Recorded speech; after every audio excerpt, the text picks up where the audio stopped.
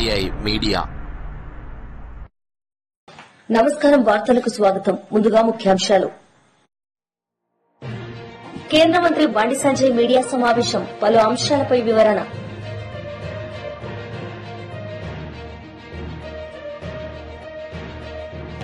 మాజీ మంత్రి మేరుగు నాగార్జున మీడియా సమావేశం, పలు అంశాలపై వివరణ.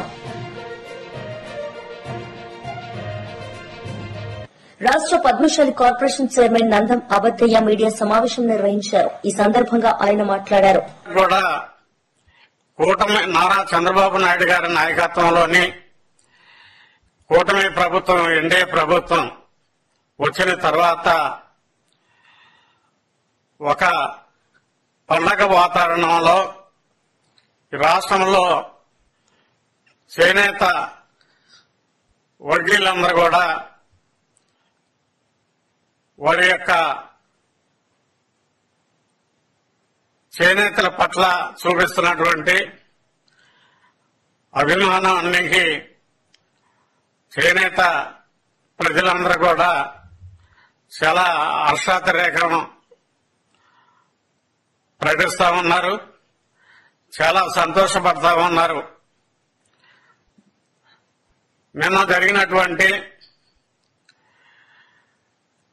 రాష్ట్ర జాతీయ చేనేత దినోత్సవం సందర్భంగా నారా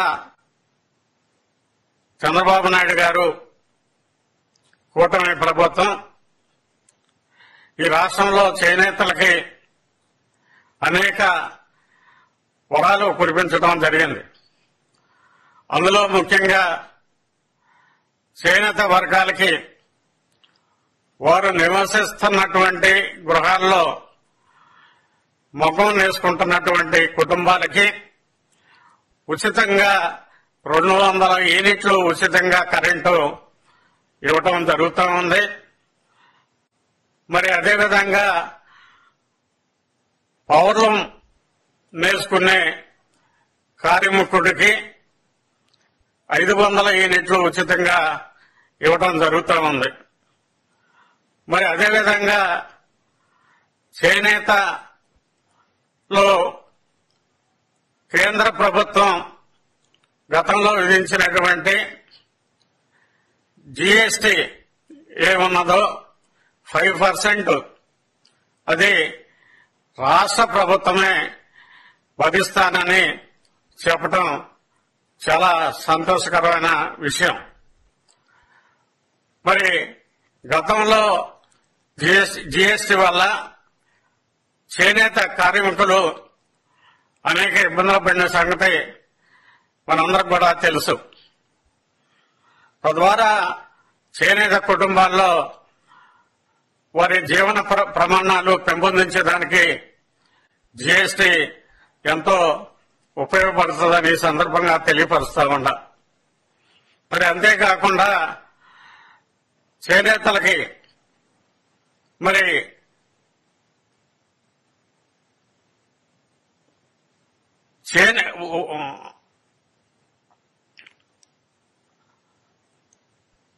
కూటమి ప్రభుత్వం ప్రకటించినటువంటి 6 పథకాలు ఏమున్నాయో ఆ 6 పథకాలు కూడా చేనేతలందరికి కూడా వర్తిస్తా ఉన్నాయి. మరి అంతేకాకుండా ప్రత్యేకంగా చేనేతలకి మరి 25,000 రూపాయలు సంవత్సరానికి ఎన్టీఆర్ చేనేత భరోసా కింద 25,000 రూపాయలు ఇవ్వటం నిన్న మన ప్రీతమ ముఖ్యమంత్రి వర్యులు నారా చంద్రబాబు నాయుడు గారు ప్రకటించడం జరిగింది. చాలా సంతోషం. చేనేత అందరూ కూడా ఎంతో సంబరపడతా ఉన్నారు. పండగ వాతావరణంలో ఈనాడు చేనేత కార్మికులు మరి ఒక సంతోషాన్ని వెలబుచ్చుతా ఉన్నారు. మరి అంతేకాకుండా బాపట్ల జిల్లా అధ్యక్షులు మాజీ మంత్రి మేరుగు నాగార్జున మీడియా సమావేశం నిర్వహించారు. ఈ సందర్భంగా ఆయన మాట్లాడారు. మరి వివిధ పార్టీ వ్యవస్థలో ఉన్న ఆయన మనుషులు ఈ కేసును ప్రక్కదోవ పట్టించాలని అనేక అభూత కల్పనలతో అమాయకులను నిర్దోషులను జైల్లో పెట్టించి ఏకంగా రాక్షసానందం పడినటువంటి పరిస్థితి కూడా ఈ రాష్ట్రం చూస్తూనే ఉన్నాం. వివేకానంద రెడ్డి గారిని తానే చంపారని టీవీ ఛానల్లో దస్తగిరి అనే వ్యక్తి చెబితే అలాంటి దస్తగిరిని అప్రూవర్గా మార్చిన ఘంట చంద్రబాబు నాయుడు గారు కాదా? తన తండ్రి హంతకుల చట్టం చేతిలో కాకుండా బయట విచ్చలవిడిగా అన్యాయాలు చేస్తూ తిరుగుతూ ఉంటే వారికి తోతికంగా సహాయము తోడ్పాటు అందించింది సునీతమ్మ కాదా అని అడుగుతా ఉన్నా. ఇప్పుడు మళ్లీ జడ్పీటీసీ ఎన్నికలకు దృష్టిలో పెట్టుకుని చంద్రబాబు చెబుతున్నట్టు మాట్లాడటం, ఎన్నిక వస్తే ఆమె వచ్చేస్తుంది. ఏదో ఒక రకంగా వివేకానంద రెడ్డి గారి హత్యను అడ్డం పెట్టుకుని ప్రజలను ప్రక్కదోవ పట్టించాలని చూస్తూ ఉంటుంది. ఈరోజు అన్నిటికన్నా ఈ వ్యవస్థలో వివేకానంద రెడ్డి గారి హత్య ఎవరి హయాంలో జరిగింది? ఆ కేసులో ఆ రోజు ఎవరి హయాంలో జరిగితే వ్యవస్థలన్నీ ఎవరి చేతుల్లో ఉన్నాయో ప్రజలకు తెలియదా? చంద్రబాబు నాయుడు గారు అధికారంలో ఉన్నప్పుడు జరిగితే వ్యవస్థలన్నీ వాళ్ళ చేతుల్లో ఉంటే చివరికి అది సిబిఐ దాకా వెళ్తే సిబిఐని కూడా మేనేజ్ చేయాలని పెద్ద ఆలోచనలు చేసినటువంటి వ్యక్తులు కాదని అడుగుతా ఉన్నా. చివరికి పాపం పుణ్యం లేనటువంటి ఏ సంబంధం లేనటువంటి అవినాష్ రెడ్డి గారి కుటుంబాన్ని రాజకీయంగా నాశనం చేయాలని ఒక దుగ్ధతో ఈరోజు వ్యవహరించిన తీరు ప్రజలకు తెలీదా? కుట్రలు కుతంత్రాలు ఇన్ని నిందలు ఒప్పినా మొక్కు అని దీక్షతో దేవుడు చూసుకుంటాలే అని రాజకీయాలు చేస్తున్నటువంటి మరి అవినాష్ రెడ్డి గారి కుటుంబం నిజంగా రాబోయే రోజుల్లో న్యాయం అనేది తప్పకుండా గెలుస్తుంది. ఎందుకంటే బాగా చదువుకున్నటువంటి వ్యక్తి, గొప్ప చదువులు చదువుకొని జగన్మోహన్ రెడ్డి గారి యొక్క ప్రోత్సాహంతో రాజకీయాల్లోకి వచ్చినటువంటి యువకుడు అవినాష్ రెడ్డి గారు అయితే ఆయన్ని రాజకీయ బలిపశువులు చేయాలని ఒక ఆలోచనతో తప్ప వేరే ఏం లేదు. సరిగ్గా ఎన్నికలు వచ్చినాయి, ఎన్నికలు వస్తున్నాయంటే చాలు వస్తారు, 4 నిందలేస్తారు, 4 ఆరోపణలు చేస్తారు, వెళ్లిపోతారు. నేను అడుగుతాను, ఇదేం పద్ధతి తల్లి? సిబిఐ తన దర్యాప్తు పూర్తి చేశారని సుప్రీంకోర్టులో చెప్పింది. కేసు సర్వోన్నత న్యాయస్థానం చేతిలో ఉంది.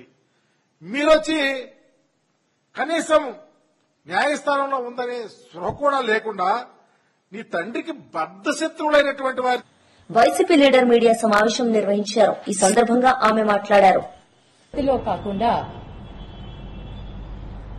ఎలా వాటిని దాటవేయాలి అని ఎక్కువగా ఆలోచిస్తూ ఉంటారు. మనం ముఖ్యంగా చూసుకుంటే 3 సార్లు ముఖ్యమంత్రి, ఇప్పుడు 4వసారి ముఖ్యమంత్రి హోదాలో వచ్చిన తర్వాత కూడా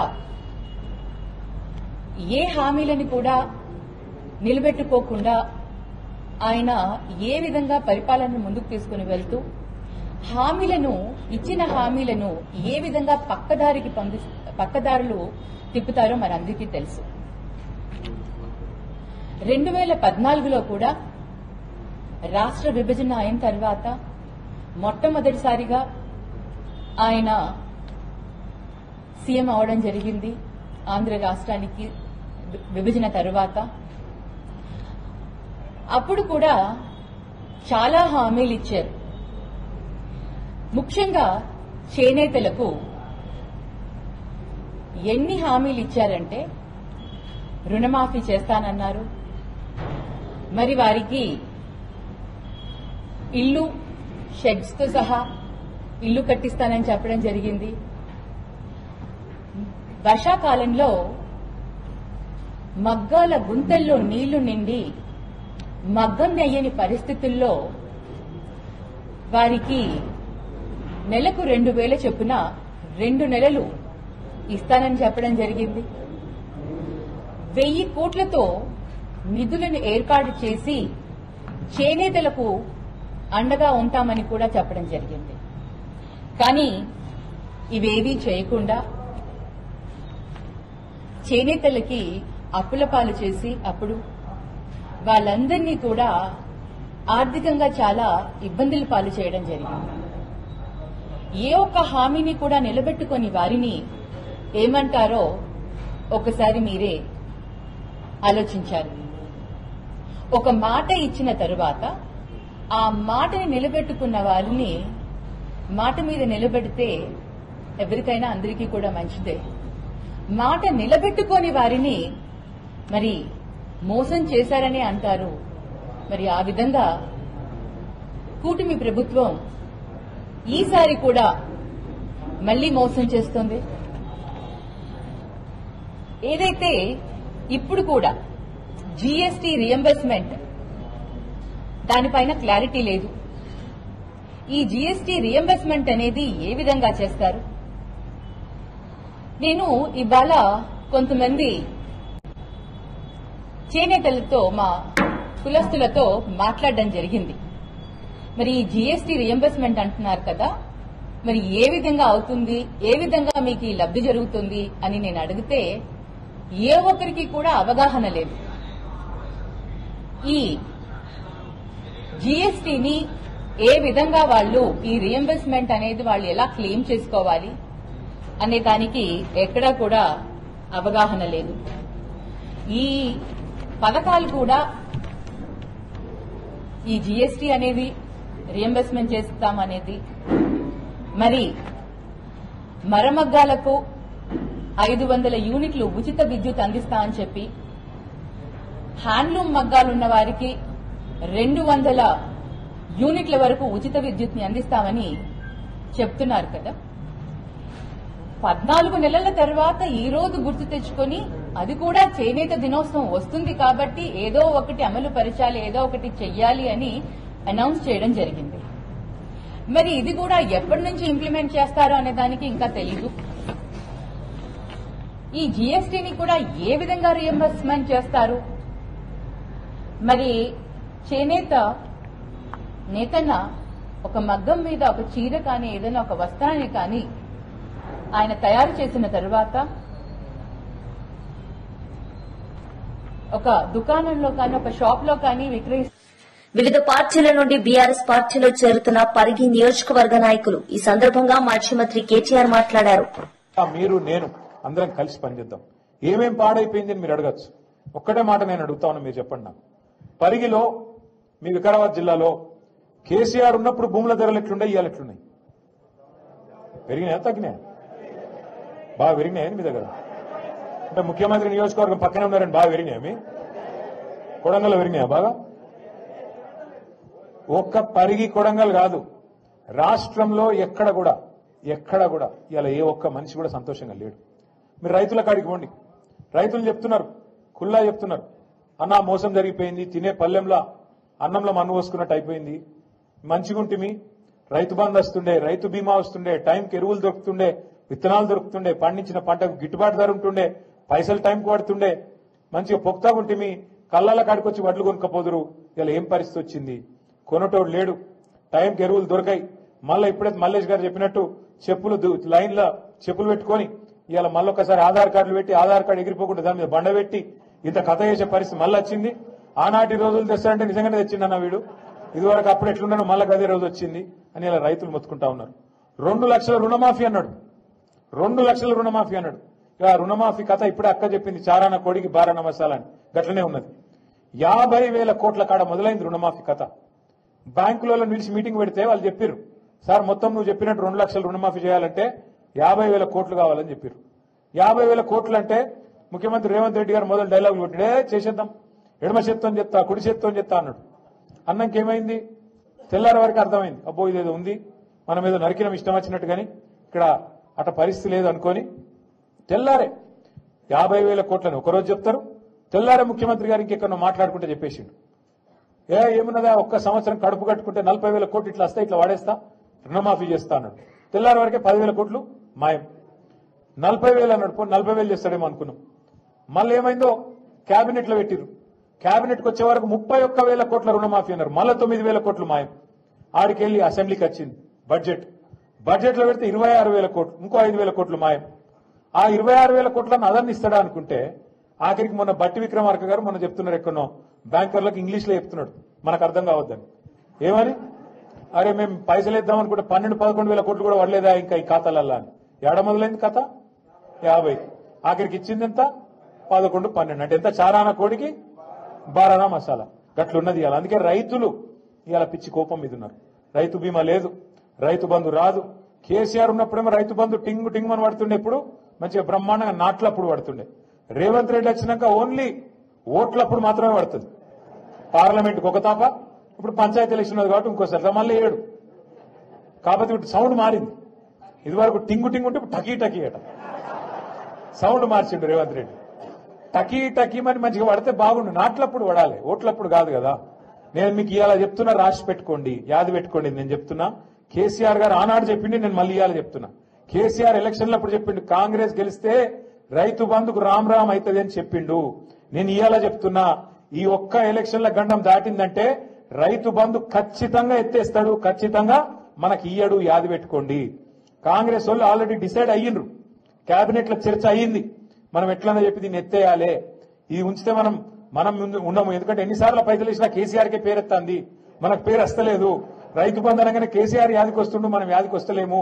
కాబట్టి ఇది పెట్టి లాభం లేదు, తీసేయాలని వాళ్ళు ఆల్రెడీ డిసైడ్ అయ్యిండ్రు. అదొక్కటే కాదు, రైతులు ఒక్కరే కాదు, ఇలా మా ఆడబిడ్డలు నెలకు ఏం చెప్పిండు? 2,500 కోడలకు 2,500, అత్తకు అరే 4,000 అయ్యా, తక్కువ చేస్తారు. అత్తకు 4,000, కోడలకు 2,500. ఇలా అత్తకు కోడలకు పంచాయతీలు అవుతున్నాయి ఇళ్లలో. మొన్ననే నేను అక్కడ దాని పేరు కోదాడ పోయినా.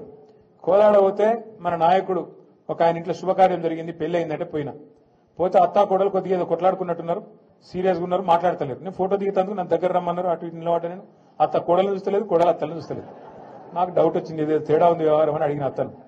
ఏందమ్మా ఏదో ఒకళ్ళ కోపంగా ఉన్న ఏం సంగతి అంటే, ఏం తెచ్చింది కోడలు, నెలకు 2,500 వస్తుంది అనుకున్నా, ఏం లానే లేదు, కొత్త కోడలు వస్తే అని ఆమెమంటాను. అనగానే కోడలి పిల్ల కూడా బాగా గడుస్తుంది. అత్త నీకు 4,000 అని నీకు వచ్చిందా, నువ్వు తెచ్చినావా? నేను అనుకున్నా, వామ్మ రేవంత్ రెడ్డి ఎంత పని చేస్తీవిరా అయ్యా, ముందే ఎంత పని చేస్తుంది, అత్త కోడలకు పంచాయతీలు కూడా పెడుతున్నావు కొత్తగా నీ వల్ల. ఇటువంటి పరిస్థితి అలా ఒక కోదాడలనో ఒక పరిగిలినో కాదు, రాష్ట్రం అంతటా ఉన్నది.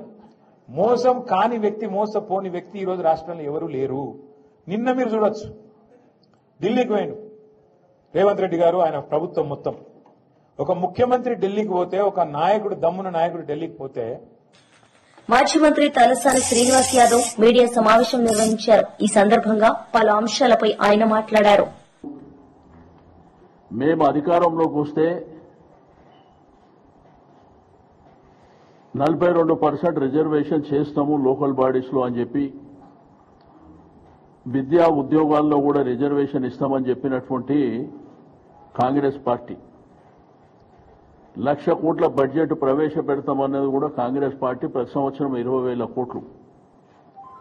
అదే కాకుండా కుల వృత్తుల మీద ఉన్నటువంటి ప్రతి కులానికి కూడా మేలు జరిగేటువంటి కార్యక్రమాలు చేస్తామని చెప్పినటువంటి పార్టీ గడిచిన 19 నెలల నుంచి మోసం చేస్తున్నటువంటి కాంగ్రెస్ పార్టీ ఆ రోజు కామారెడ్డి డిక్లరేషన్ తర్వాత పాత్రికేయ మిత్రులు కావచ్చు, రాజకీయ పక్షాలు కావచ్చు, మేము కావచ్చు, ఇది ఎట్లా వీలైతుంది, ఎట్లా చేస్తారు, ఇది 9th షెడ్యూల్లో పెట్టి పార్లమెంట్లో బిల్ పాస్ కావాలి కదా అంటే, లేదా మాకు బాగా సుదీర్ఘమైనటువంటి అనుభవం ఉంది, 125 సంవత్సరాల చరిత్ర ఉంది, మేము సాధిస్తాం, మేము చేస్తామని చెప్పి మరి హరీబరీగా కులగణన చేసి, ఆ కులగణనలో కూడా చాలా తప్పుల తడకలు ఉన్నాయని చెప్పి అసెంబ్లీలో చెప్పినాం, బయట చెప్పినాం. దాన్ని తీర్మానం చేసి ఢిల్లీకి పంపించారు. ఢిల్లీ నుంచి రిప్లై రాకముందే మళ్ళా తొందరపాటుతో ఆర్డినెన్స్ తీసుకొచ్చారు. ఇది మేధావులు కానీ, మాజీ న్యాయమూర్తులు కానివ్వండి, న్యాయ కోవిదులు కానివ్వండి, ఇది చెల్లదు అని చెప్పి చాలా స్పష్టంగా చెప్పారు. చెప్పినా కానీ వినకుండా హరీబరీన ఆర్డినెన్స్ తెచ్చి గవర్నర్ గారికి పంపించినది కూడా మన కళ్ళ ముంగట జరిగినటువంటి. ఆ నెక్స్ట్ డేనే సెలబ్రేషన్ చేసుకోవడం, ఏదో ఇది జరిగిపోయింది అన్నట్టు. మళ్ళీ ఆ తర్వాత ఢిల్లీలో ఒకసారి ధర్నా చేసి అదొక డ్రామా చేశారు. రాష్ట్రపతికి తీర్మానం మేళ చేరకముందే అదొక డ్రామా జరిగింది. నిన్న మొన్న ఈ రోజు డ్రామాలు కూడా చూస్తున్నాం. మరి ఈరోజు కాంగ్రెస్ పార్టీతోని సహకరించేటువంటి ఇండియా కూటమి మరి వారి సంఖ్య ఎక్కడ పోయింది? ఎందుకు నిన్న జంతర్ మంతర్ దగ్గర వాళ్ళంతా రాలేకపోయారు? కేంద్ర మంత్రి బండి సంజయ్ మీడియా సమావేశం నిర్వహించారు. ఈ సందర్భంగా పలు అంశాలపై ఆయన మాట్లాడారు. మనకు రిపోర్ట్ ఇవ్వడం జరిగింది. వాళ్ళు చెప్తున్న విషయాలు ఇంటుంటే ఎంత ఆశ్చర్యం అనిపించిందంటే, ఇంత ఘోరమా, ఇంత ఘోరమైనటువంటి పరిస్థితి ఇది. వాళ్ళు చెప్పే విషయాలు ఇంటుంటే నేను ఎప్పుడు ఆందోళన చేసినప్పుడు కూడా, రాష్ట్ర అధ్యక్షుడు ఉన్నప్పుడు, పాదయాత్ర చేసినప్పుడు కానీ, ఏదైనా ప్రొటెస్ట్ ప్రోగ్రామ్ పోతున్నామంటే ముందే పోలీసు వస్తువులు వెంటనే మా సిబ్బంది ఫోన్ చేయడము, ఎటు పోతున్నారు, ఇవాళ ప్రోగ్రామ్ ఎక్కడా, మీరు ప్రొటెస్ట్ చేద్దాం అనుకుంటున్నారు కదా, ఆ ప్రోగ్రామ్ ఎక్కడా, ఏడే చేస్తున్నారు అని చెప్పించి ముందే అడిగే ప్రయత్నం చేస్తే చాలా సందర్భాల్లో అనుమానాలు వచ్చినాయి. మేము అన్ని సందర్భాల్లో అనుమానం వచ్చిన తర్వాతనే ఈ విషయాన్ని బహిర్గతం చేయడం జరిగింది. ఇవాళ కేసీఆర్ గవర్నమెంట్ లో మీరు చూడండి, మీరెవరన్నా, మీ కెమెరామెన్ ఉన్నారు, రిపోర్టర్లు ఉన్నారు, మీరెవరన్నా మీ కుటుంబ సభ్యులతో కానీ ఎవరన్నా కానీ వాట్సాప్ కాల్ కాకుండా నార్మల్ కాల్ మీరు మాట్లాడారు ఎప్పుడన్నా? తెలంగాణ రాష్ట్రంలో కేసీఆర్ ప్రభుత్వం ఉన్నప్పుడు భిక్షాటన చేసే భిక్ష పైన కూడా ఒక ఏమీ తెలియనటువంటి మామూలు వ్యక్తి కూడా వాళ్ళ భార్యతో మాట్లాడాలన్నా, ఏదైనా భార్యాభర్తల ఫోన్ అయిన మూర్ఖులు వీళ్ళు, చిన్నారులు, నీచ మనుషులు వీళ్ళు. ఎవరన్నా భార్యాభర్తల ఫోన్ ఇంటరా అన్న ఎవడన్నా? ఇంత సిగ్గుమాల కుటుంబం వీళ్ళది. కేసీఆర్ కొడుకు దరిద్రులు వీళ్ళు. ఎవరన్నా తెలంగాణ రాష్ట్రంలో కేసీఆర్ ప్రభుత్వం ఉన్నప్పుడు ఎవ్వరు కూడా నార్మల్ కాల్ మాట్లాడుకోలేదు. ఎవరైనా మామూలు బిచ్చపులు అడిగినా కూడా, ఆటో కార్మికులు అడిగినా కూడా, అబ్బో సార్ కేసీఆర్ ఫోన్ ఇంటన్నట, అందుకే వాట్సాప్ కాల్ మాట్లాడుతున్నారు సార్ అంటుండే.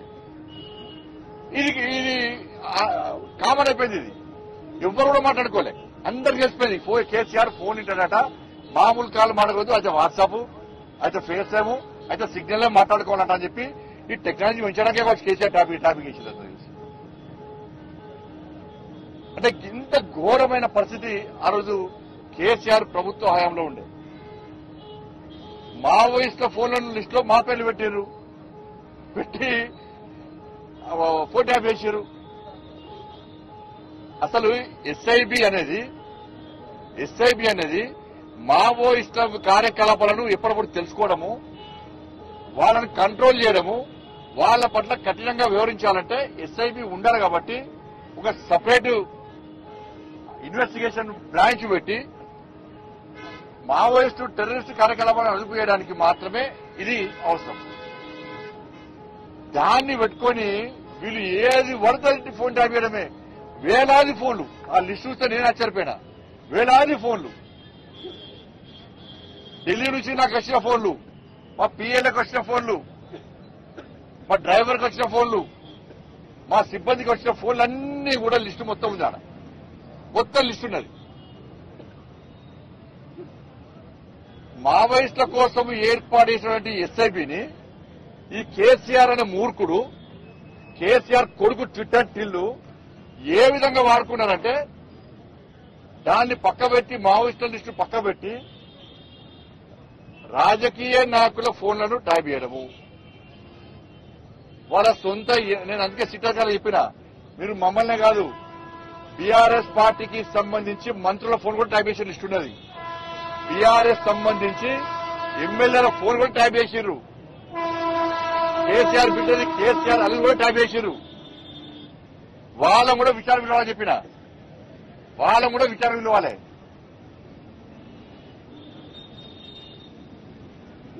కాబట్టి ఇవన్నీ ఎస్ఐబి అనేది దీనికోసం ప్రారంభించబడింది. ఇవాళ ఆ ఎస్ఐబిని ఈ కేసీఆర్ అనే మూర్ఖుడు, కేసీఆర్ కొడుకు వాళ్ళ సొంత లావాదేవీల కోసము, సొంత అవసరాల కోసము దాన్ని ఒక అడ్డాగా మార్చింది ఎస్ఐపిని ఒక అడ్డాగా మార్చి రాజకీయ నాయకుల మాలాంటి రాజకీయ నాయకుల ఫోన్లు ట్యాప్ చేయడము, వ్యాపారస్తుల ఫోన్ ట్యాప్ చేయడము, అడ్వకేట్ల ఫోన్ ట్యాప్ చేయడము, సినిమాల ఫోన్లు ట్యాప్ చేయడము. ఇంతకన్నా ఘోరమైన ఇంకోటి ఉస్మానియా యూనివర్సిటీకి సంబంధించి ప్రొఫెసర్ల ఫోన్ కూడా ట్యాప్ చేశారు. ప్రొఫెసర్లది. ఇప్పుడు కొన్ని సంక్షిప్తాలు. తుంగభద్రకు వరద నీరు 2 గేట్ల ఎత్తివేత. ఇంట్లో 23,802, అవుట్లో 23,898 క్యూసెక్కులు. తుంగభద్ర పూర్తి స్థాయి నీటి మట్టం 1,633 అడుగులు. ప్రస్తుత నీటి మట్టం 1,626 అడుగులు. బీజేపీలో బీఆర్ఎస్ విలీనమంటూ దుష్ప్రచారం చేస్తున్నారు. తెలంగాణ ఉన్నంతకాలం బీఆర్ఎస్ ఉంటుంది. కేటీఆర్. కాంగ్రెస్ బీజేపీకి 3 చెరువుల నీళ్లు తాగిస్తాం. బీఆర్ఎస్ ను అధికారంలోకి తీసుకొస్తాం. కేసీఆర్ ను ముఖ్యమంత్రిని చేసుకుంటాం. కేటీఆర్. ట్రంప్ అదనపు సుంకాలపై భారత విదేశాంగ శాఖ ఆగ్రహం. అదనపు సుంకాలు విధించి ట్రంప్ పెద్ద తప్పు చేశారు. ఇది సమంజసం కాదు. భారత విదేశాంగ శాఖ భారత్ ప్రయోజనాలు కాపాడటానికి చర్యలు తీసుకుంటాం. రష్యా నుంచి చమురు దిగుమతి కొనసాగుతుంది. భారత విదేశాంగ శాఖ ప్రకటన. ఢిల్లీలో కాంగ్రెస్ ధర్నాపై రాహుల్ గాంధీ ట్వీట్. బీసీ రిజర్వేషన్ల బిల్లును రాష్ట్రపతి ఆమోదించాలని కాంగ్రెస్ నేతలు ధర్నా చేశారు. రాహుల్ గాంధీ. రాష్ట్రపతి ఆమోదిస్తే గొప్ప ముందడుగు అవుతుంది. కులగణన ఆధారంగా సామాజిక న్యాయం కోరుతున్న రాహుల్. భారత్ పై మరో 25% టారిఫ్లు విధించిన ట్రంప్. భారత్ పై మొత్తం 50% టారిఫ్లు విధించిన ట్రంప్. 50% టారిఫ్లు విధిస్తూ ట్రంప్ సంతకం. నైపుణ్యం జాబ్ పోర్టల్ ప్రకటించిన మంత్రి లోకేష్. సెప్టెంబర్ 1 నుంచి అందుబాటులోకి పోర్టల్. నిరుద్యోగులు ఉపాధి కల్పన సంస్థల మధ్య వేదిక. లోకేష్. సృష్టి కేసులో వెలుగులోకి సంచలన విషయాలు. సరోగసి పేరుతో 80 మంది పిల్లల విక్రయం. పిల్లలను అమ్ముకున్నట్టు అంగీకరించిన డాక్టర్ నమ్రత. వేర్వేరు ప్రాంతాల నుంచి పిల్లలను సేకరించామని, అందరికీ డబ్బులిచ్చి కొనుగోలు చేశామన్న నమ్రత. ఏజెంట్ల వివరాలు లేవని చెప్పిన డాక్టర్ నమ్రత. 80 మంది పిల్లల తల్లిదండ్రుల వివరాలపై పోలీసుల ఆరా. మళ్లీ నమ్రతను కస్టడీకి ఇవ్వాలని కోర్టులో పిటిషన్ వేసిన పోలీసులు. పులివెందుల జెడ్పీటీసీ గెలిస్తే ఎంత, ఓడితే ఎంత పేర్నినాది. సజావుగా ఎన్నికలు జరపని చూసుకుందాం. ఎందుకు ప్రచారం చేయకుండా అడ్డుకుంటున్నారు పేర్నినాది. అధికారం ఉందని మీకు కన్ను మిన్ను కనిపించడం లేదు నాని. చంద్రబాబు అనుసరిస్తున్న విధానాలను మనం సినిమాల్లో మాత్రమే చూసుకుంటాం పేర్నినాలి. కారు ధ్వంసం చేసి కత్తులు లాట్లతో దాడి చేశారు. రేపు జగన్ వస్తే మీకు ఏ క్రమ పడుతుందో ఆలోచించుకోండి. ఎన్నికల కమిషనర్ చూస్తూ ఊరుకుంటే రాష్ట్రం అగ్నిగుండంగా వాడుతోంది పేర్నినాలి. వార్తలు ముగించే ముందు ముఖ్యాంశాలు మరోసారి. కేంద్ర మంత్రి బండి సంజయ్ మీడియా సమావేశం. పలు అంశాలపై వివరణ.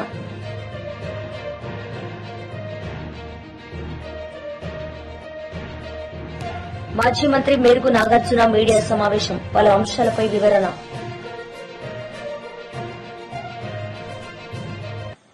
ఈ వార్తలు ఇంతటితో సమాప్తం. తిరిగి ప్రసారమయ్యే వార్తల్లో మళ్లీ కలుద్దాం. అంతవరకు సెలవు. నమస్తే.